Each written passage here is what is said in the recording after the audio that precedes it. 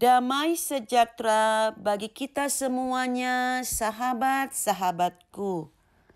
Saat ini kita akan mempelajari tentang nilai-nilai Kristiani. Nilai adalah sesuatu yang dianut oleh seseorang atau kelompok masyarakat yang dapat dijadikan landasan motivasi untuk bertindak. Menurut Bambang Darusso, nilai memiliki sifat-sifat berikut. Pertama, bersifat abstrak karena tidak dapat diindra. Yang dapat diamati hanyalah objek yang bernilai itu. Misalnya, kejujuran. Kejujuran adalah nilai yang tidak dapat diindra, tetapi tindakannya dapat diindra. Kedua, bersifat normatif. Artinya, nilai mengandung harapan, cita-cita, dan suatu keharusan sehingga nilai memiliki sifat ideal. Nilai diwujudkan dalam bentuk norma sebagai landasan manusia dalam bertindak. Misalnya, keadilan. Semua orang berharap mendapatkan dan berperilaku sesuai keadilan. Ketiga, bersifat mendorong atau motivator. Manusia adalah pendukung nilai. Manusia bertindak berdasarkan nilai yang diyakininya. Misalnya, ketaatan. Dalam filsafat, nilai dibedakan dalam 3 macam, yaitu: pertama, nilai logika adalah nilai benar salah. Jika seorang siswa dapat menjawab suatu pertanyaan, ia benar secara logika. Apabila ia keliru dalam menjawab, kita katakan salah. Kita tidak bisa mengatakan siswa itu buruk karena jawabannya salah. Kedua, nilai estetika adalah nilai indah, tidak indah. Contoh, apabila kita melihat pemandangan, menonton pertunjukan, merasakan makanan, nilai estetika bersifat subjektif pada diri yang bersangkutan. Seseorang akan merasa senang dengan melihat lukisan yang menurutnya sangat indah. Tetapi orang lain mungkin tidak suka dengan lukisan itu. Kita tidak bisa memaksakan bahwa lukisan itu indah. Ketiga, nilai etika atau moral adalah nilai baik buruk, yaitu nilai yang menangani kelakuan baik atau kelakuan buruk manusia. Moral selalu berhubungan dengan nilai, tetapi tidak semua nilai adalah nilai moral. Buruk adalah nilai moral sehingga bukan pada tempatnya kita mengatakan demikian. Moral berhubungan dengan kelakuan atau tindakan manusia. Nilai moral inilah yang lebih terkait dengan tingkah laku kehidupan kita sehari-hari. Sedangkan Noto Negoro menyebutkan ada 3 macam nilai, yaitu: pertama, nilai material, yaitu segala sesuatu yang berguna bagi kehidupan jasmani manusia atau kebutuhan ragawi manusia. Kedua, nilai vital, yaitu segala sesuatu yang berguna bagi manusia untuk dapat mengadakan kegiatan atau aktivitas. Ketiga, nilai kerohanian meliputi nilai kebenaran yang bersumber pada akal manusia, nilai keindahan atau nilai estetis yang bersumber pada unsur perasaan manusia, nilai kebaikan atau nilai moral yang bersumber pada unsur kehendak manusia. Nilai Kristiani yang terdapat dalam hati nurani pada setiap umat manusia, khususnya bagi orang Kristen, adalah: pertama, kebenaran berdasarkan Alkitab. Dalam kebenaran terletak integritas dan kejujuran. Ada keselarasan antara perkataan dan tindakan. Matius 5 ayat 37. Kedua, kesalehan berbicara tentang manusia dengan Allah dan hidup sederhana. Ayub, seorang yang hidup saleh, bergaul dengan Allah sejak remaja. Ayub 29 ayat 4. Ketiga, kekudusan. Dipisahkan dari dunia sebagai garam dan terang dunia. Mencakup baik pikiran, perkataan maupun perbuatan. Ini merupakan syarat supaya kita dapat melihat Allah. Matius 5 ayat 8. Keempat, kesetiaan.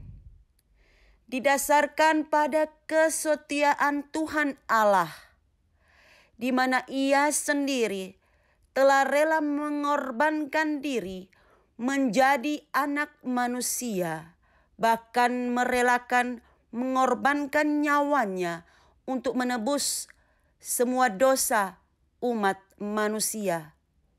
Dan pengorbanan kesetiaan ini juga harus ditunjukkan oleh manusia dengan kesetiaan kepada Tuhan Allah, kepada gereja lokal di mana ia bernaung, kepada pasangannya, suaminya, istrinya, kepada orang tuanya, kepada anak-anaknya, kepada saudara-saudaranya, kepada pekerjaannya yang ia emban, dan lain-lainnya. Matius 22 ayat 37 sampai 40. Yakobus 2 ayat 17. Kelima, keutamaan. Semangat memberikan yang terbaik kepada Tuhan Allah dan sesama makhluk ciptaan Tuhan yang diilhami oleh Tuhan Allah sendiri. Yakobus 1 ayat 17. Keenam, kasih. Ini merupakan ciri-ciri kehidupan umat Kristiani.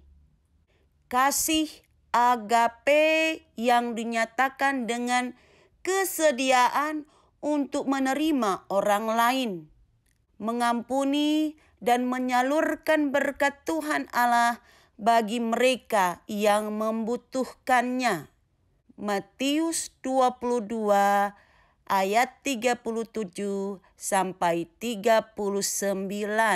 Nilai-nilai Kristiani dalam perbuatan meliputi buah-buah roh yang terdapat dalam Galatia 5 ayat 22 sampai 23, yaitu Kasih, sukacita, damai, sejahtera, kesabaran,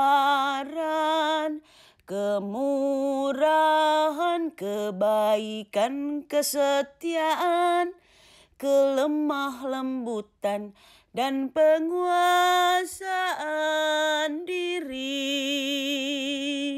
Menurut Kamus Besar Bahasa Indonesia, kasih berarti perasaan sayang, memberi, dan perasaan cinta atau suka kepada seseorang. Kasih adalah kekuatan dari dalam yang mendorong seseorang melakukan suatu tindakan yang mendatangkan kegembiraan. Dalam hal pribadi, untuk melakukan pengorbanan diri demi kebaikan orang yang dikasihinya, atau sesuatu kekuatan yang tulus ikhlas. Tuhan Allah telah berkenan menjadi anak manusia untuk menebus segala dosa umat manusia. Ia telah mati dan bangkit serta kembali ke surga, menyediakan tempat bagi kita.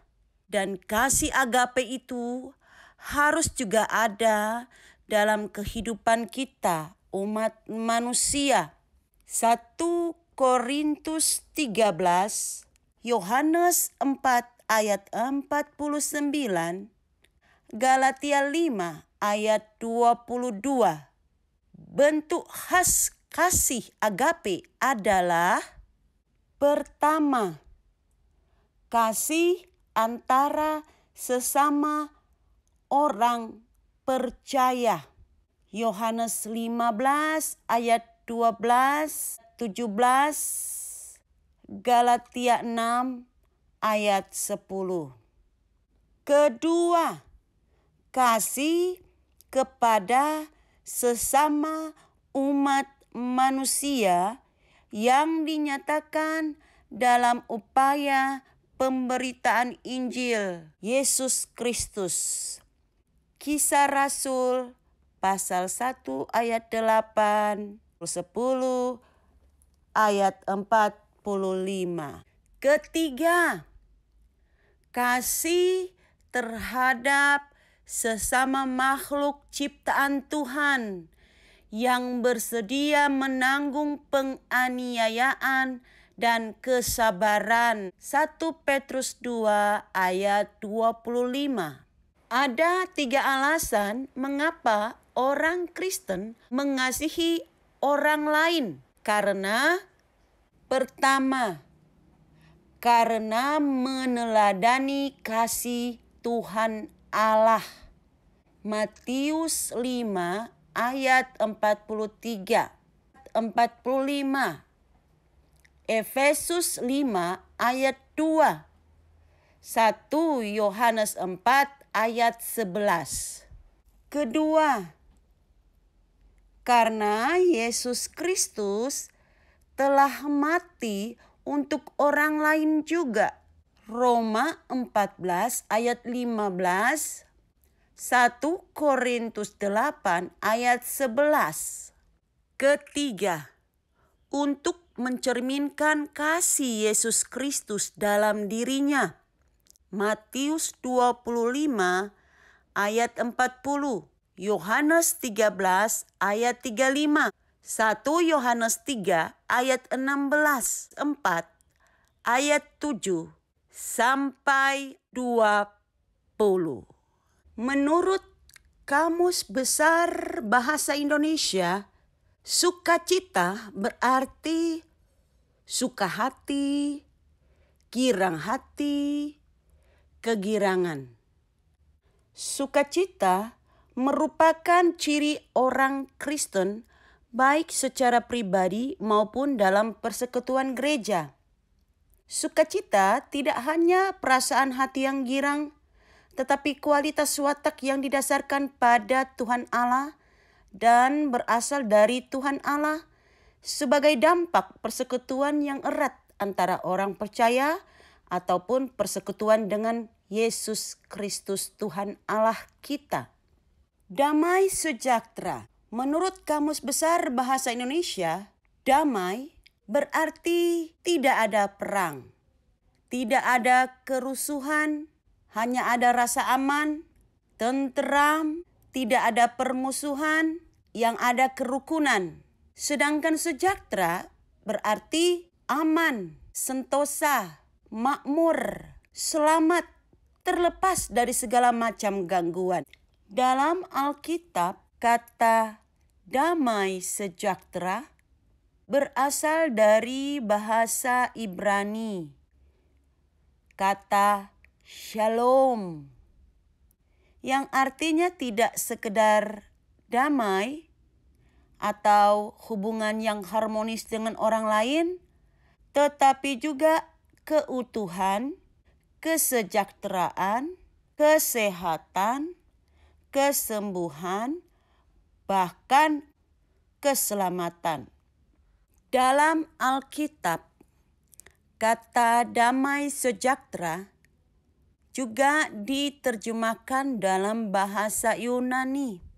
Ada beberapa istilah, yaitu pertama, eirene, yang artinya air kehidupan, kedamaian, kesejahteraan, kesehatan. Kedua, hugianinein, yang artinya keadaan baik, keadaan sehat. Ketiga, soteria, yang artinya pembebasan, keselamatan, kesembuhan. Kata damai sejahtera yang tertulis dalam Alkitab, Matius 5 ayat 9, Yohanes 14 ayat 27, 1 Tesalonika 5 ayat 23, mempunyai 4 aspek penting, yaitu damai sejahtera terjadi ketika kita diperdamaikan dengan sumber damai, yaitu pada saat kebangkitan Yesus Kristus Tuhan Allah kita. Kedua, damai sejahtera adalah damai yang mengalahkan segala ketakutan. Ketiga, damai sejahtera Tuhan Allah kita tidaklah pasif, tetapi aktif, agresif, dan maju. Keempat, damai sejahtera akan didapatkan kalau urusan dosa kita sudah dibereskan dengan Tuhan Allah kita. Kesabaran. Kata sabar menurut Kamus Besar Bahasa Indonesia berarti tahan menghadapi cobaan, tenang, tidak tergesa-gesa, tidak terburu nafsu. Kesabaran dapat menghindarkan kita dari perselisihan dan dapat menyelesaikan hal-hal yang dapat menimbulkan amarah. Kesabaran adalah pengampunan, belas kasih, dan pengertian atas kesalahan orang lain. Kesabaran manusia terhadap sesamanya harus sesuai dengan kesabaran Yesus Kristus Tuhan Allah kita dalam menghadapi penderitaan dan cobaan. Kita dapat mempelajarinya dalam kitab Bilangan 14 ayat 18. 1 Petrus 3 ayat 20. Pengkhotbah 10 ayat 4. 2 Timotius 4 ayat 2. Kemurahan. Bahasa Indonesia mengartikan kata kemurahan dengan perihal murah, terlalu murah, kebaikan dan kelimpahan. Dalam Alkitab, kata kemurahan berasal dari bahasa Ibrani, kesed dan ken berarti kasih karunia. Sedangkan bahasa Yunani kemurahan adalah oiktirmos atau krestotes, dihubungkan dengan kebaikan hati. Kemurahan adalah sesuatu yang sangat mendalam dalam karakter kita, manusia. 2 Timotius 2 ayat 24, Mazmur 18 ayat 36, 23 ayat 6, 106 ayat 4, Filipi 2 ayat 3. Ciri-ciri orang yang memiliki buah roh kemurahan adalah suka memperhatikan sesama manusia, berupa mendoakan, suka menolong, suka memberi. Kebaikan.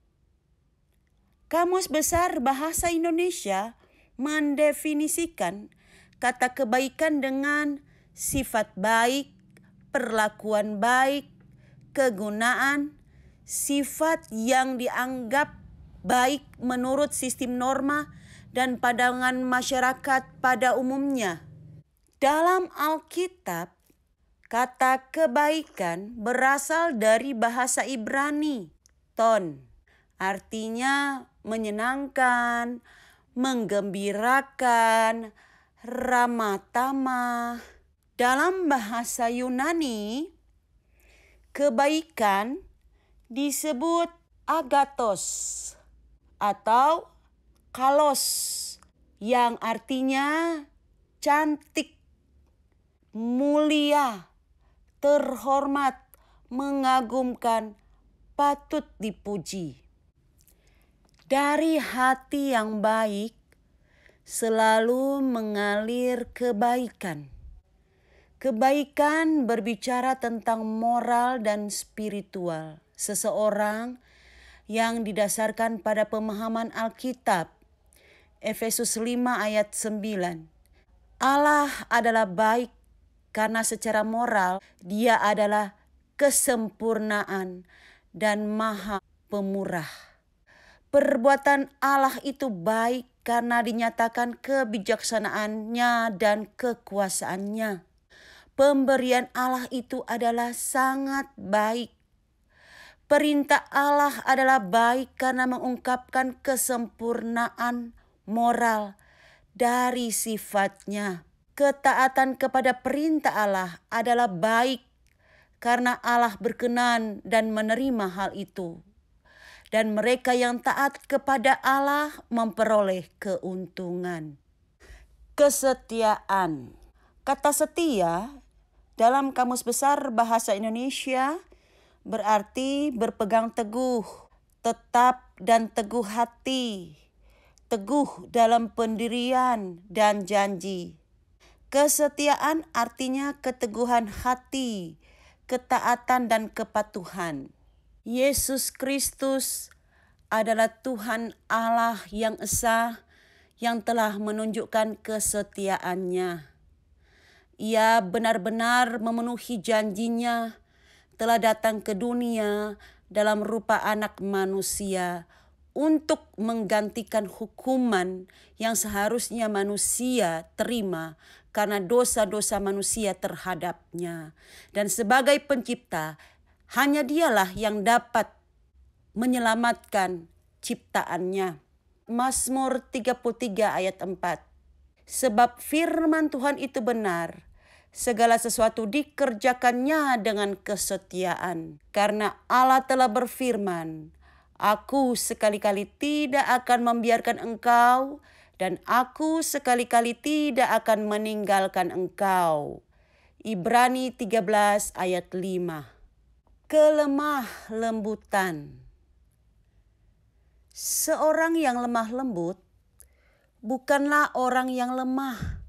Yesus Kristus berkata, berbahagialah orang yang lemah lembut, karena mereka akan memiliki bumi. Matius 5 ayat 5.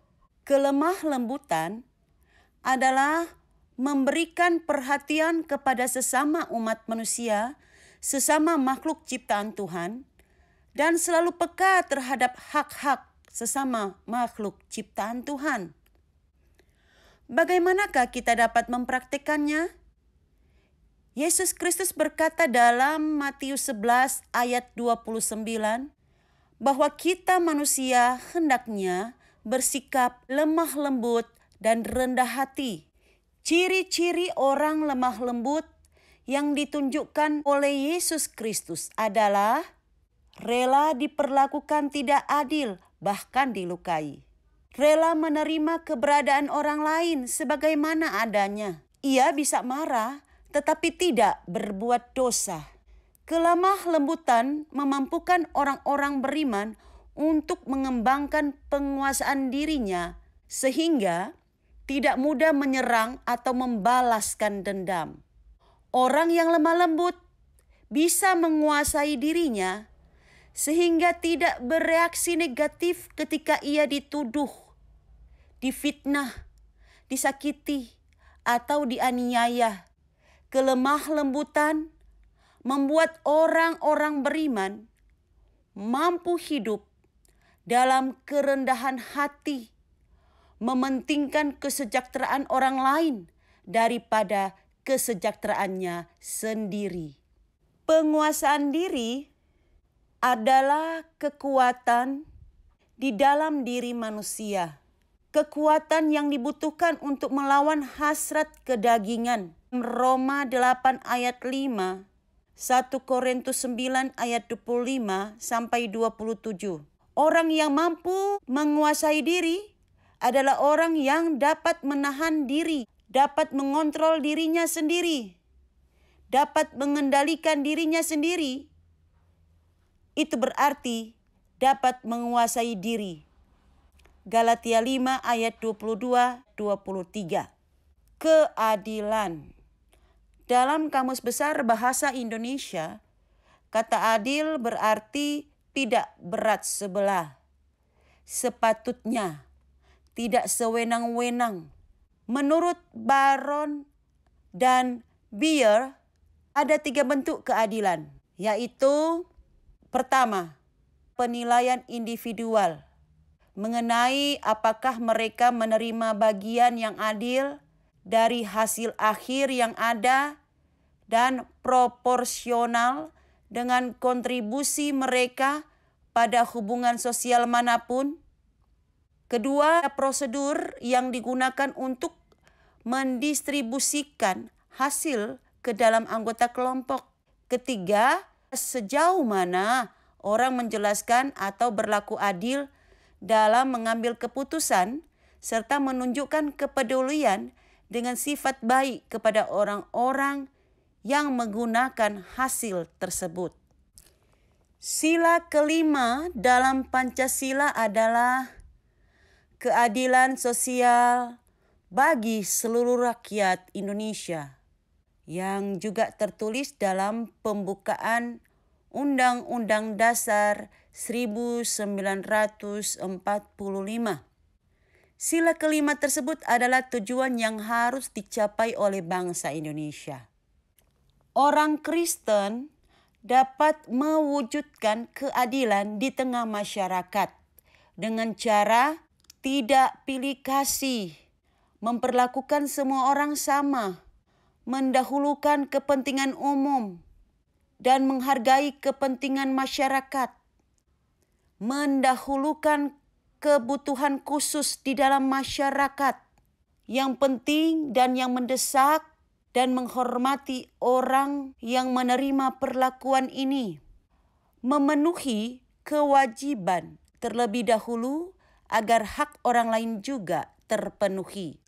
Tuhan Allah ketika dalam rupa manusia dengan nama Yesus Kristus di tengah-tengah manusia, Ia bergaul dengan siapa saja. Ia bercakap-cakap dengan siapa saja. Ia menolong siapa saja.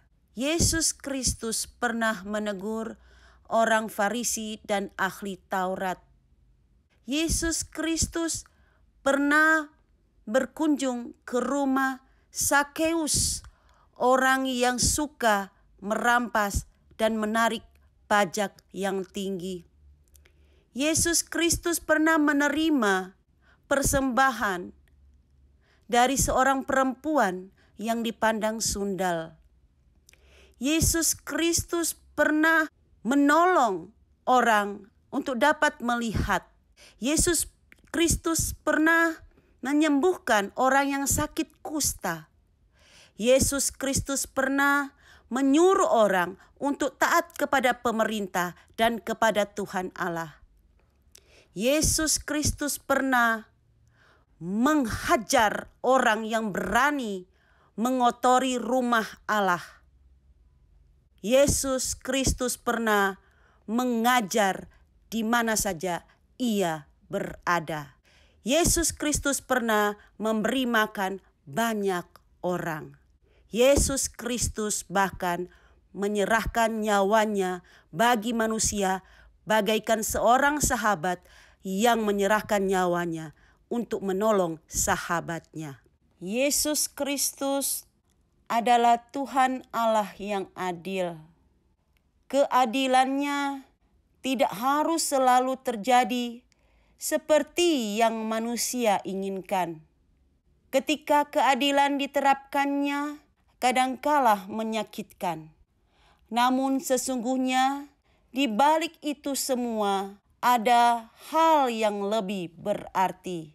Yesus Kristus mengasihi semua ciptaannya, terlebih mengasihi seluruh umat manusia.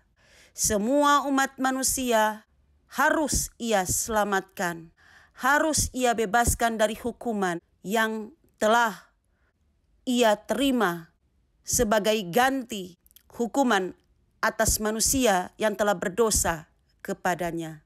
Yesus Kristus adalah Tuhan Allah yang adil dan Maha Pengasih.